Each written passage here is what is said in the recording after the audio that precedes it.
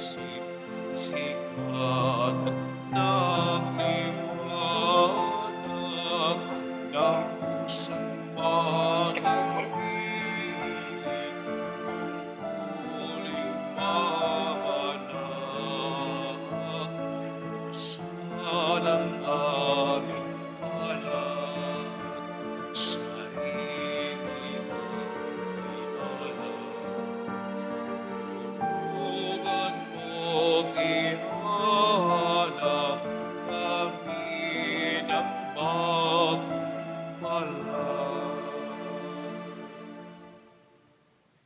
Sa ngalan ng Ama at ng Anak at ng Espiritu Santo, Amen. ang pagpapala ng ating Panginoong Hesukristo, ang pag-ibig ng Diyos Ama, at ang pag-ipagkaisa ng Espiritu Santo, naway sumainyong lahat. At sumaiyo rin.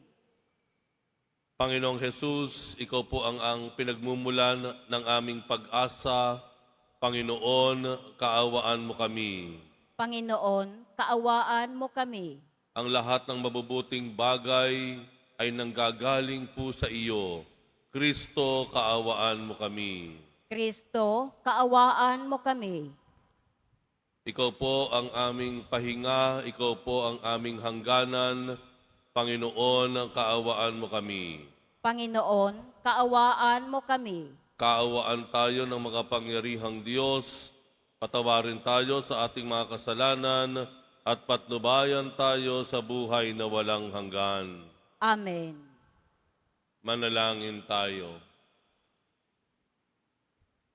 Ama naming makapangyarihan, pinananauli at pinahahalagahan mo ang wagas na katapatan. Itaguyod mo ang aming kalooban upang mahubog sa sagisag ng iyong Espiritu at maging matatag sa pananalig at masipag sa gawa ng pag-ibig. Sa pamamagitan ni Hesukristo kasama ng Espiritu Santo, magpasawalang hanggan. Amen. Magsiupo muna ang lahat.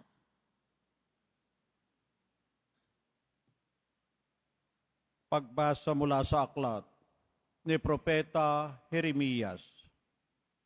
Sinasabi ng Panginoon, parurusahan ko ang sinumang tumatalikod sa akin at nagtitiwala sa kanyang kapwa. Sa lakas ng mga taong may hangganan ng buhay, ang katulad niya ay halamang tumubo sa ilang, sa lupang tigang at sa lupang maalat na walang ibang tumutubo. Walang mabuting mangyayari sa kanya, ngunit maligaya ang taong nananalig sa Panginoon, pagpapalain ang umaasa sa kanya. Ang katulad niya ay halamang nakatanim sa tabi ng batisan. Ang mga ugat ay patungo sa tubig, hindi ito manganganib kahit dumating ang taginit, sapagkat mamamalaging luntian ang mga dahon nito, kahit di umulan ay wala itong aalalahanin. Patuloy pa rin itong mamumunga. Sino ang makauunawa sa puso ng tao?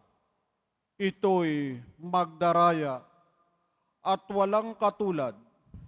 Wala ng lunas ang kanyang kabulukan. Akong Panginoon ang sumisiyasat sa isip at sumusubok sa puso ng mga tao. Ginagantihan ko ang bawat isa ayon sa kanyang pamumuhay at ginagantimpalaan ayon sa kanyang ginagawa.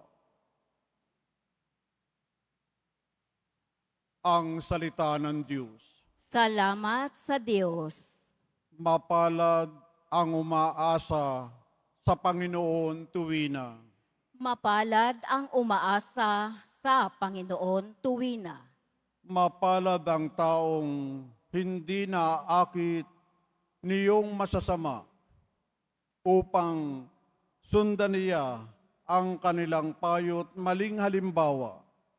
Hindi sumasama sa sinumang taong ang laging adhikay, pagtawanan lamang at hamak-hamakin ang Diyos na dakila. Nagagalak siyang laging magsaliksik ng banal na aral. Ang utos ng poon siyang binubulay sa gabi at araw. Mapalad ang umaasa sa Panginoon tuwina. Ang katulad niya ay isang punong kahoy sa tabing batisan. Sariwa ang dahot laging namumunga sa kapanahunan at anumang gawin ay nakatitiyak na magtatagumpay. Mapalad ang umaasa sa Panginoon tuwina. Ngunit ibang-iba ang masamang tao, ipa ang kawangis. Siya ay natatangay at naipapadpad kung hangi umihip.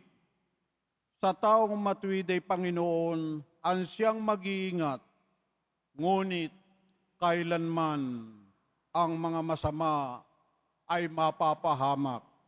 Mapalad ang umaasa sa Panginoon tuwina.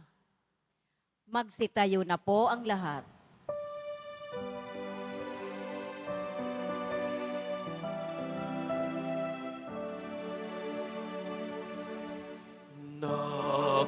Napupuri namin sa'yo, Jesus. Napupuri kami sa'yo, Panginoong Jesus.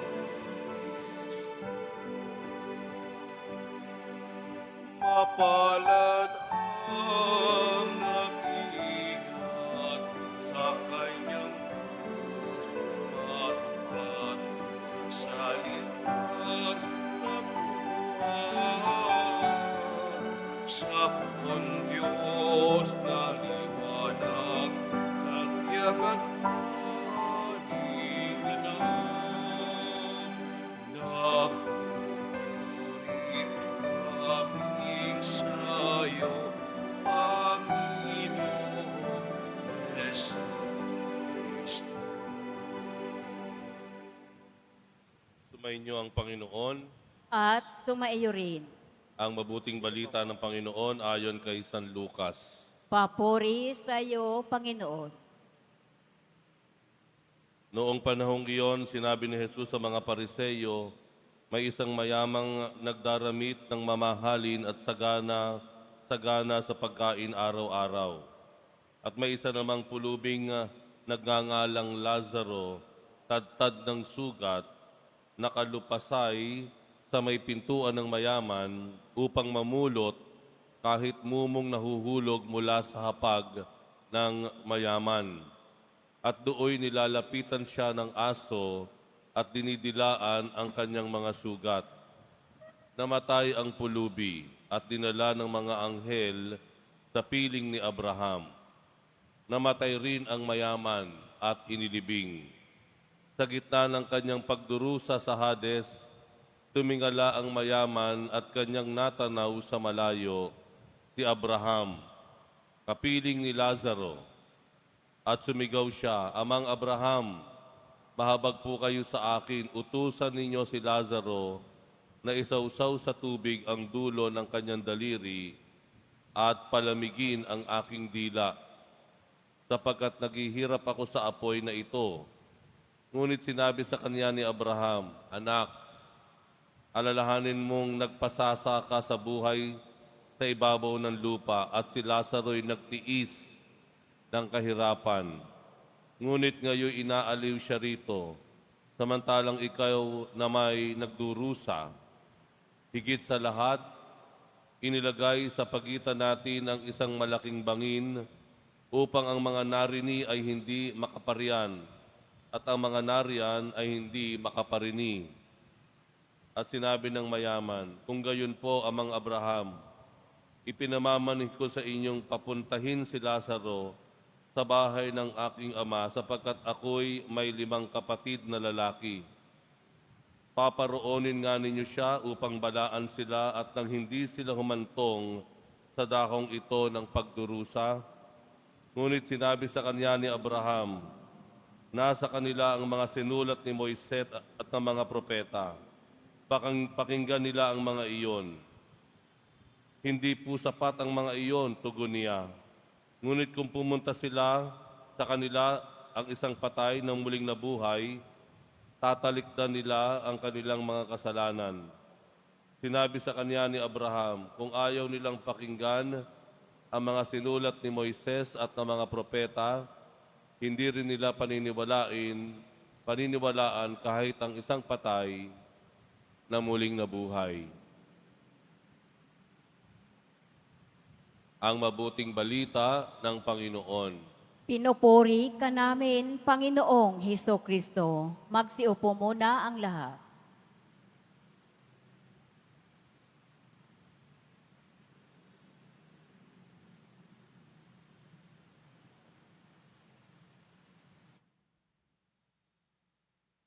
Ang isang tao po ba na mapagmahal sa kanyang pamilya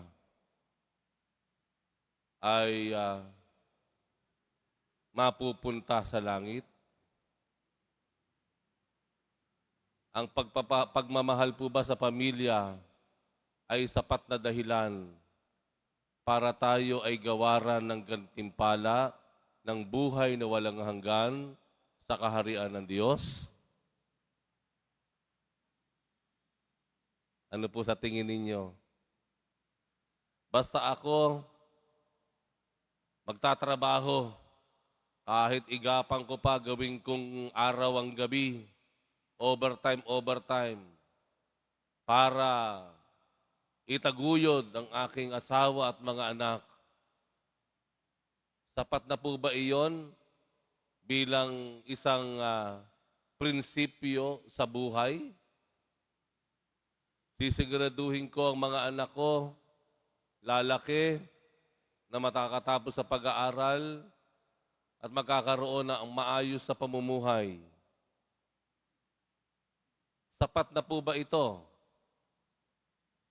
Bagamat kahanga-hanga po yung mga binanggit ko, pero wag po niyong ikalulungkot, hindi po sapat iyon para tayo ay maging karapat-dapat na pagkalooban ng kaligtasan. Bakit ko po sinabi ito? Kung titingnan niyo po yung Ebanghelyo, may 2 karakter. Isang mayaman, isang mahirap. At ang 2 ito ay parehong umabot sa hangganan ng kanilang buhay. Pareho silang namatay. Pero ano nga ba talaga ang naging susi kung bakit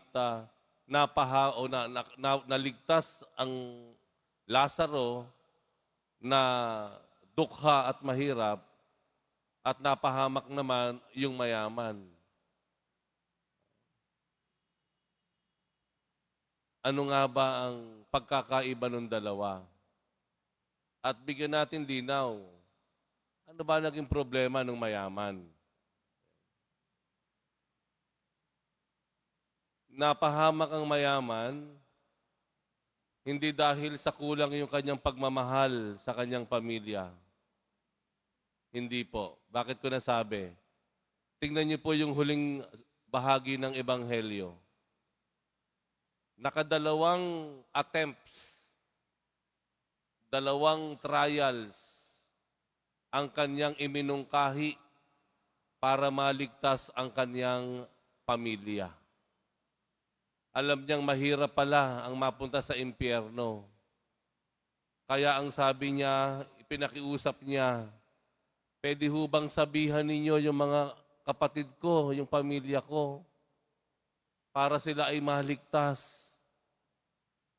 2 beses niyang ipinakiusap. nagpapakita at nagpapatunay lamang na yung mayamang ito talagang mapagmahal sa pamilya. Ayaw niyang sapitin ng kanyang mga kapatid, ng kanyang mga mahal sa buhay, yung sinapit niya sa impyerno na paghihirap. Bagamat siya'y hirap na sa impyerno, ang kanya pang naiisip ay ang kaligtasan ng kanyang mga mahal sa buhay na nabubuhay pa para bigyan sila ng babala, para malaman nila na sila ay dapat magbagong buhay. Nagpapakita na sadyang itong mayamang ito sa Ebanghelyo, sobrang mapagmahal sa pamilya. At palagay ko po, yun ay hindi nalalayo sa atin. Bawat isa po sa atin, gumigising ng madaling araw kahit puyat sa gabi para maghanda at maghanap buhay. Titiisin natin na lahat. Traffic man yan, maglalakad man ako, wala man akong baon, magtitiis ng gutom para lang makaipon sa aking pamilya. Pinapasok natin ang lahat ng uri ng hanap buhay, kahit peligroso, alang-alang sa ating mga pamilya. Maganda, pero kung ang ating tunay na hangarin ay mapunta sa langit, hindi po sapat iyan. Ang problema dito sa mayaman, mapagmahal nga siya sa pamilya na pinatunayan nga sa huling bahagi ng Ebanghelyo, pero pinabayaan niya yung ibang tao.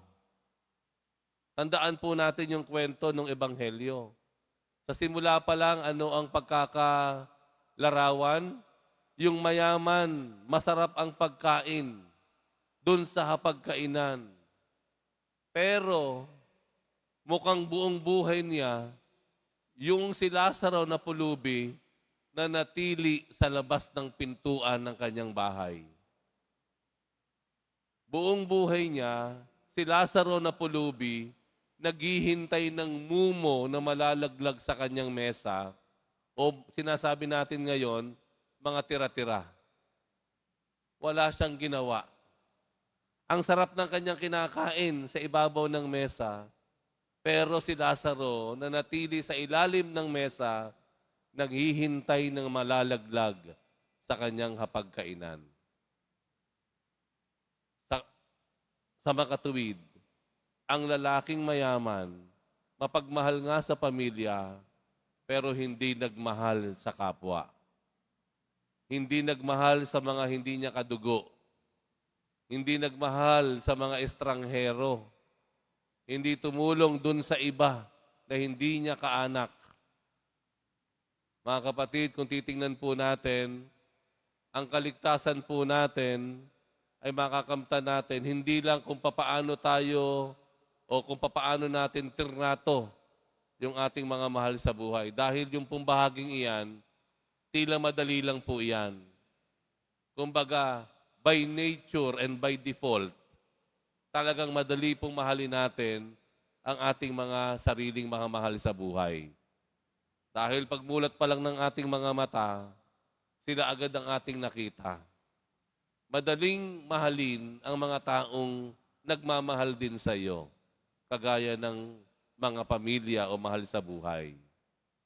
Pero, tandaan po natin, yung mayaman na pahamak, dahil hindi niya nagawang tulungan o pagpakitaan ng pagmamahal ang mga taong nasa labas ng kanyang bahay.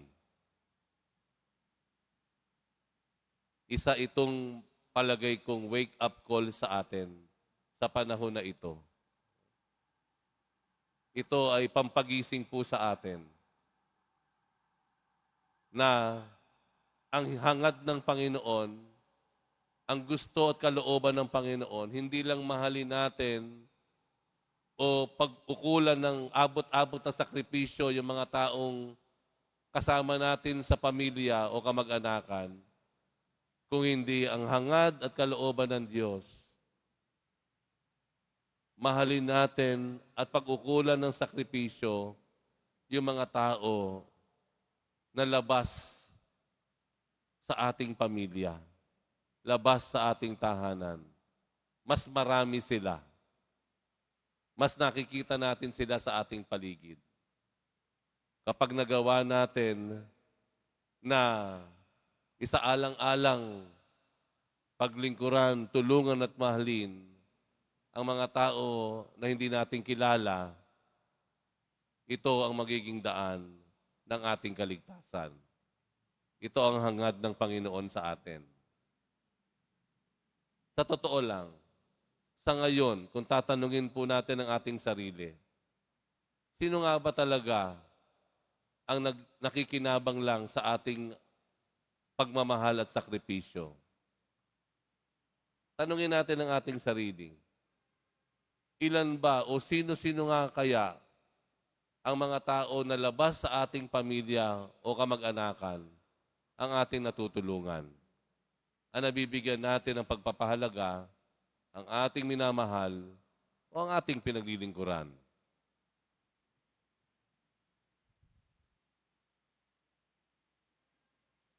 Magsitayo po ang lahat.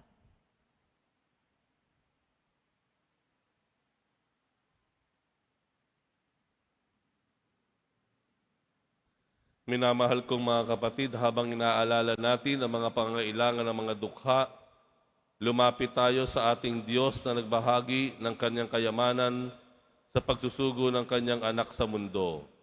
Ama ng mga dukha, pagpalain mo kami. Ama ng mga dukha, pagpalain mo kami. Ang simbahan, naway ipadama ang habag ni Kristo sa mga dukha na nagpupunyagi para sa isang higit na makatarungang lipunan. Manalangin tayo. Ama ng mga dukha, pagpalain mo kami. Ang mga natutuksong maging alipin ng kayamanan at kapanatagang dulot ng mga material na bagay, naway makaunawa na nagmumula ang espiritual na kahirapan sa pagtangging magbahagi sa kapwa. Manalangin tayo. Ama ng mga dukha, pagpalain mo kami. Tayong lahat, naway tumanggap ng biyayang magpakita ng awa at habag, pag-unawa at pagiging bukas palad sa mga nangangailangan. Manalangin tayo. Ama ng mga dukha, pagpalain mo kami. Ang mga may sakit, naway palakasin ang init ng mapagmahal na presensya ng Panginoon. Manalangin tayo. Ama ng mga dukha, pagpalain mo kami. Ang mga namayapa, naway makabahagi sa kaligayahan at kapayapaan ng kaharian ng Diyos. Manalangin tayo. Ama ng mga dukha, pagpalain mo kami. Ama naming nasa langit, sa iyong pag-ibig at habag, puspusin mo kami ng iyong nag-uumapaw na kabutihang loob at tulungan kaming dumamay sa mga kapuspalad. Idinadalangin namin ito sa pamamagitan ni Kristong aming Panginoon. Amen. Magsiupo muna ang lahat.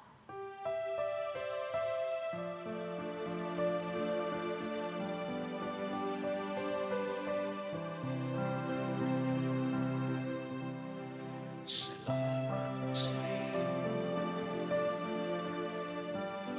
aking Panginoon Hesus.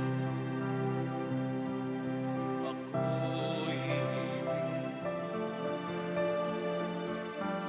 mo at inaking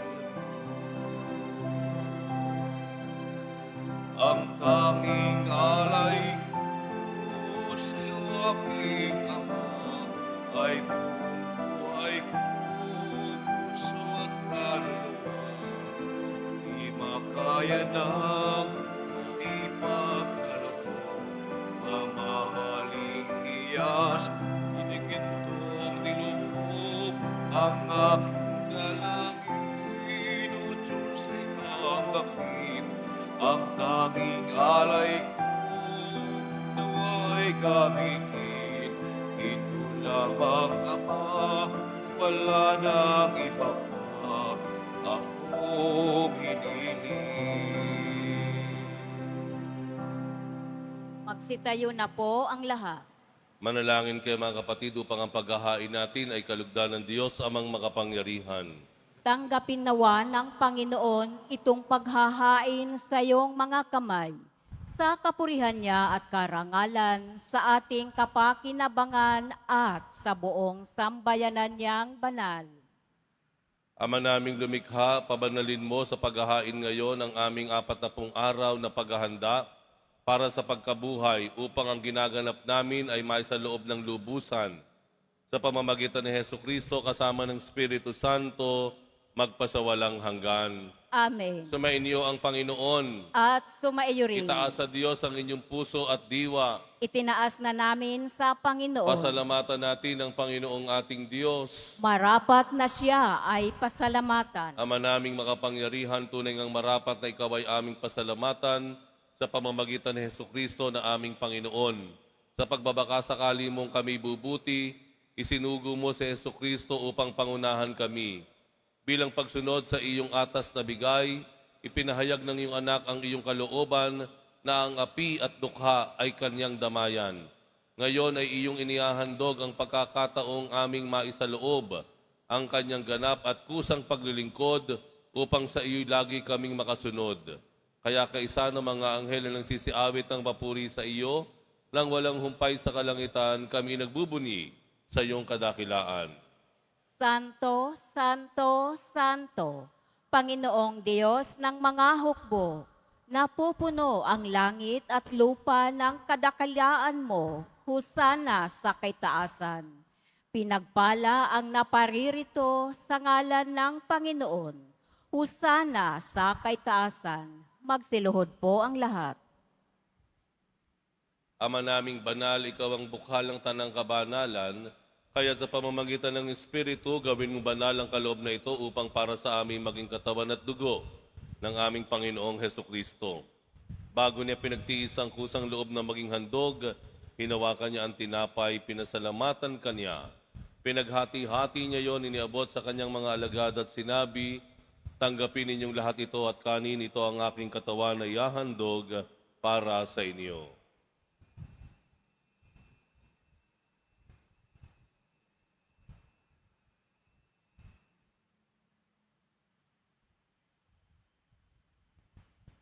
Gayun din naman nung matapos ang hapunan, hinawakan niya ang kalis, muli kaniyang pinasalamatan.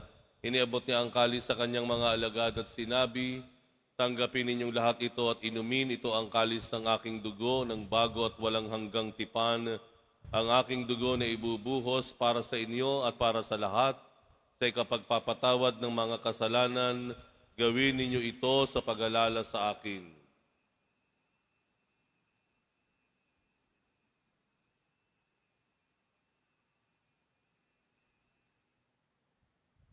Magsitayo na po ang lahat. Ipagbunyi natin ang misteryo ng pananampalataya. Si Kristo'y namatay, si Kristo'y nabuhay, si Kristo'y babalik sa wakas ng panahon. Ama, ginagawa namin ngayon ang pag-alala sa pagkamatay at muling pagkabuhay ng iyong anak, kaya't iniaalay namin sa iyo ang tinapay na nagbibigay buhay at ang kalis na nagkakaloob ng kaligtasan. Kami nagpapasalamat dahil kami iyong minarapat na tumayo sa harap mo para maglingkod sa iyo. Isinasamo namin kaming magsasalo-salo sa katawan at dugo ni Kristo ay mabuklod sa pagkakaisa sa pamamagitan ng Espiritu Santo. Ama, lingapin mo ang iyong simbahang laganap sa buong daigdig. Puspusin mo kami sa pag-ibig kaysa ni Francisco na aming Santo Papa at ni Jose na aming Arsobispo at ng Tanang Kaparian. Alalahanin mo rin ang mga kapatid naming nahimlay na may pag-asang sila'y muling mabubuhay, gayon din ang lahat ng mga pumanaw. Kaawaan mo sila at patuloyin sa iyong kaliwanagan.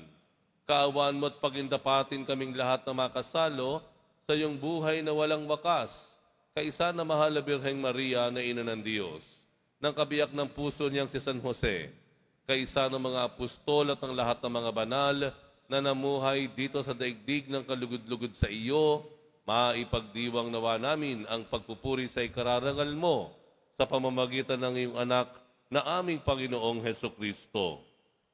Sa pamamagitan ni Kristo, kasama niya at sa Kaniya, ang lahat ng parangal at papuri ay sa iyo, Diyos amang makapangyarihan, kasama ng Espiritu Santo, magpasawalang hanggan. Amen. Idalangin po natin na hindi lang tayo maging masunuring mga anak ng Diyos, kundi tayo rin po ay maging magalang at nagmamalasakit na kapatid sa ating kapwa. Ama namin, sumasalangit ka, sambahin ang ngalan mo, mapasa amin ang kaharian mo, sundin ang loob mo dito sa lupa para nang sa langit.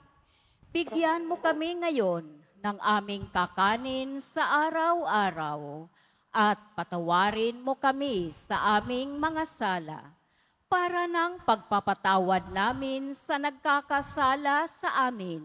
At huwag mo kaming ipahintulot sa tukso at iadya mo kami sa lahat ng masama.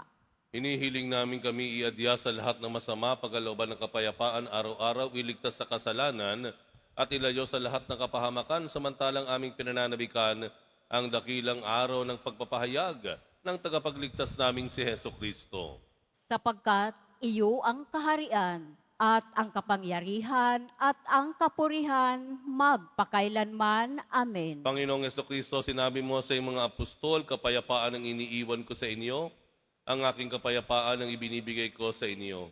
Tunghayan mo ang aming pananampalataya, huwag ang aming pagkakasala.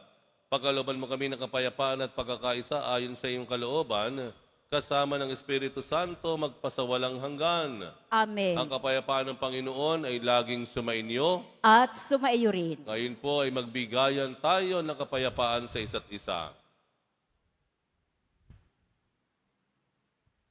Kordero ng Diyos na nag-aalis ng mga kasalanan ng sanlibutan, maawa ka sa amin. Kordero ng Diyos na nag-aalis ng mga kasalanan ng sanlibutan, maawa ka sa amin. Kordero ng Diyos na nag-aalis ng mga kasalanan ng sanlibutan, ipagkaloob mo sa amin ang kapayapaan. Magsiluhod po ang lahat. Ito ang kordero ng Diyos, itong nag-aalis ng kasalanan ng sanlibutan, mapalad ang mga inaanyayahan sa kanyang piging. Panginoon, hindi ako karapat-dapat na magpatuloy sa iyo, ngunit sa isang salita mo lamang ay gagaling na ako.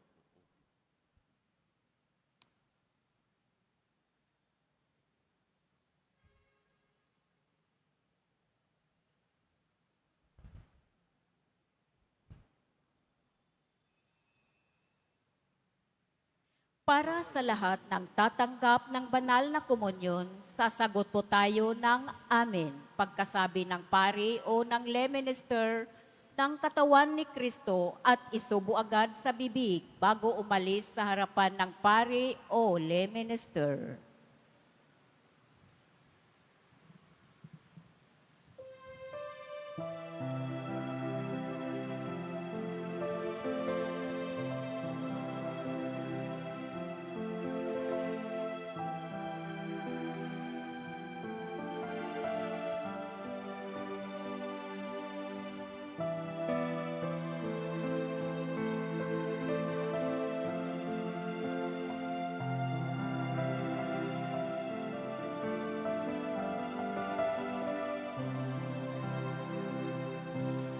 Sa Diyos lang mapapanan ang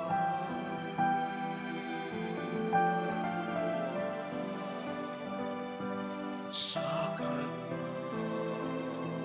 nagmulang aking pag-asa at kaligtasan. Sa Diyos lamang mapapanatag ang aking kaluluwa. Sa Kanya nagmulang aking pag-asa at kaligtasan.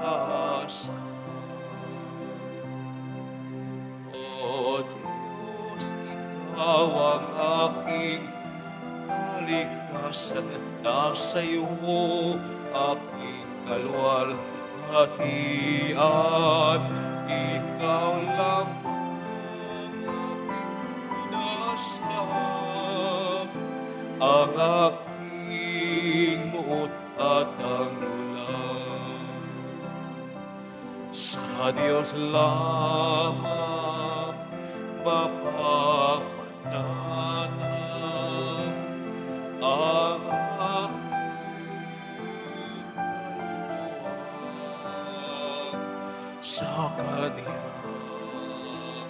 nagmulang aking pag-asa at kaligtasan.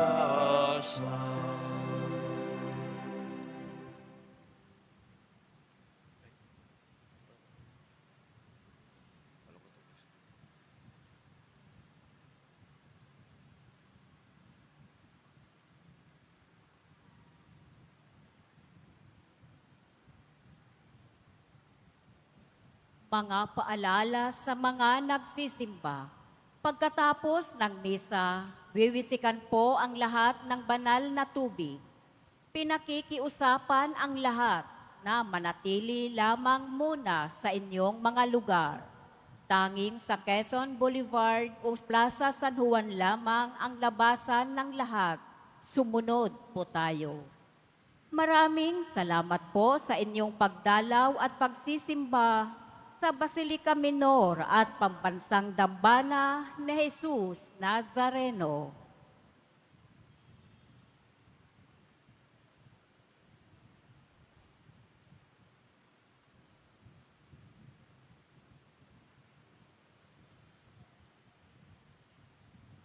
Magsitayo na po ang lahat.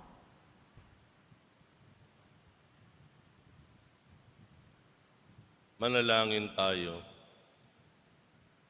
Ama naming mapagmahal, ang pinakinabangan naming paghahain ay mamalagi nawa sa aming gawain at magpatibay sa mga ginaganap namin sa pamamagitan ni Hesukristo kasama ng Espiritu Santo magpasawalang hanggan. Amen. Sumainyo ang Panginoon. At sumaiyo rin. Mahal na poong Jesus Nazareno, inihayag mo sa pamamagitan ng krus ang walang maliw na pag-ibig ng Diyos sa sangkatauhan. Pakinggan mo ang kahilingan lalo na para sa mga nangangailangan ng iyong tulong at awa. Makamtan nawa namin ang iyong kasagutan na may utang na loob na tinatanaw. Basbasan din po ninyo itong mga imahen at dasalan upang lalo kaming manalangin at magtiwala. Sa pamamagitan ng bendisyon na ito, naway lalo kaming maging mapaglingkod, masunurin, at tapat sa iyo na aming maluwalhating Panginoon magpasawalang hanggan. Amen. At pagpalain kayong lahat ng makapangyarihang Diyos, Ama at Anak at Espiritu Santo. Amen. Tumayo kayo sa kapayapaan upang ang Diyos at ang kanyang bayan ay mahalin at paglingkuran. Salamat sa Diyos.